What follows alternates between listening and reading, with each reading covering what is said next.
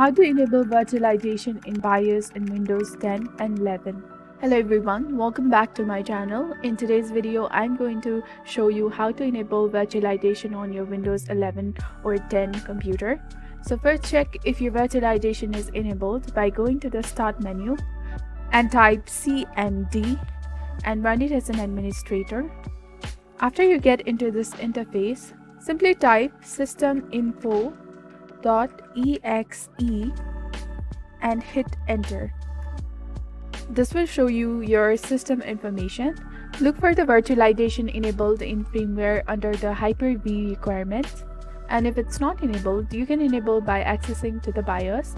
To do this, go to the Start button and just simply restart your entire device. Then navigate to the UEFI firmware settings. In the BIOS, go to Advanced, select CPU and chipset configuration and then Intel BT.